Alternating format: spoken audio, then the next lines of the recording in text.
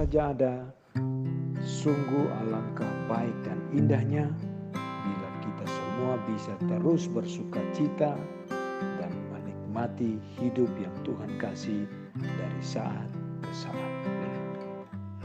Nah, saudara, penderitaan itu tidak enak. Apa yang nikmat dari kesulitan, kesusahan, bahkan penderitaan? Tidak ada enaknya, apalagi nikmatnya. Kehidupan manusia, kehidupan saudara dan saya tidak akan pernah lepas dari pencobaan, bahkan penderitaan.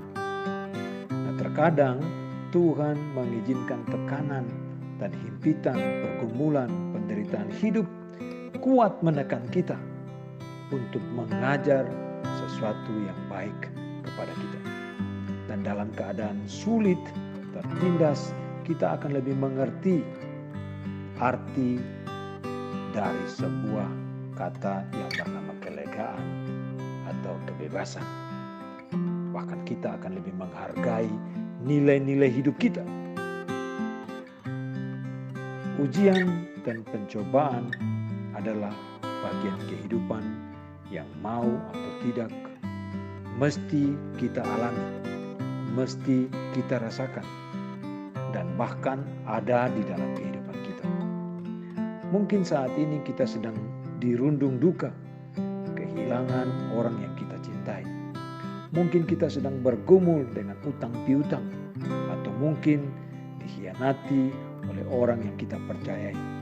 Mungkin sekarang kita menderita sakit, atau mungkin kita belum punya pasangan hidup, kita difitnah, kita ditipu, belum punya pekerjaan, atau kita kehilangan pekerjaan. Ada begitu banyak macam cobaan yang kita alami, yang mungkin secara manusia pasti akan membuat kita sedih, dan bahkan bisa jadi kita kecewa. Tetapi dalam semua hal kesulitan dan masalah-masalah yang kita hadapi, jangan membuat kita lantas menjadi tidak kuat di dalam iman kita. Jangan semua hal itu melemahkan iman dan percaya kita kepada Tuhan. Belajarlah dari Yusuf. Selama 13 tahun dia mengalami ujian di dalam hidupnya yang datang bertubi-tubi. Dimasukkan oleh saudara-saudaranya ke dalam sumur kosong. Saudara-saudara iri hati kepadanya.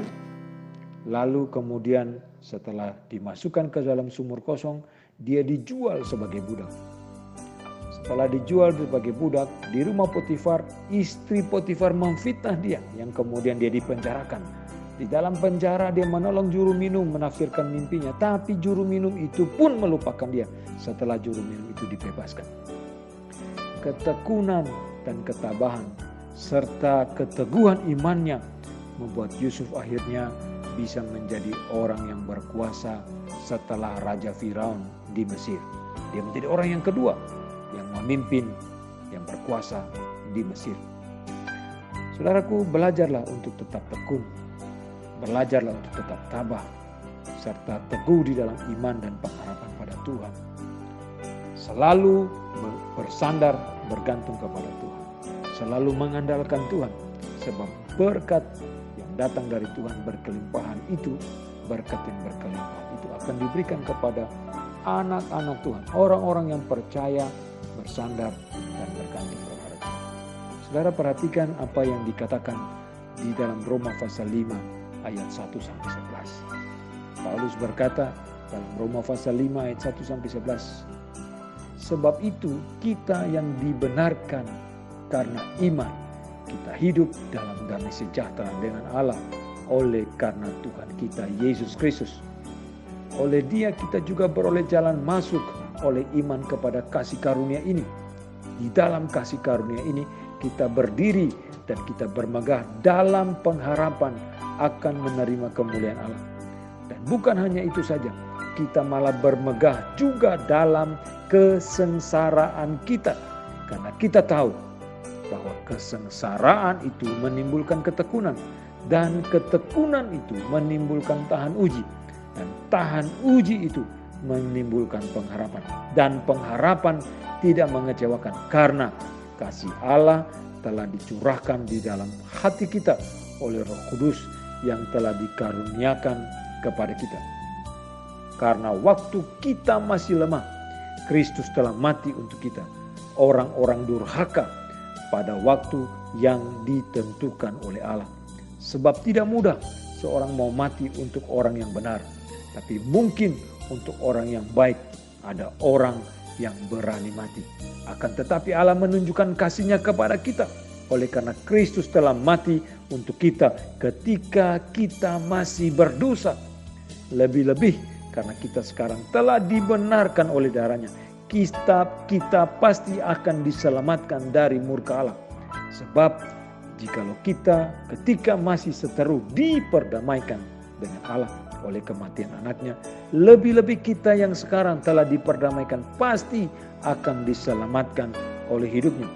Dan bukan hanya itu saja, kita malah bermegah dalam Allah oleh Yesus Kristus Tuhan kita. Sebab oleh Dia kita telah menerima pendamaian itu. Nah saudara, penderitaan yang Tuhan izinkan terjadi adalah bagian dari sebuah proses hidup kita. Untuk kita terus tekun, kita tabah, serta kita teguh dalam iman dan pengharapan kita kepada Tuhan.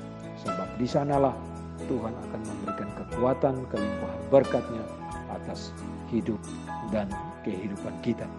Terpujilah Tuhan dari kekal sampai kekal.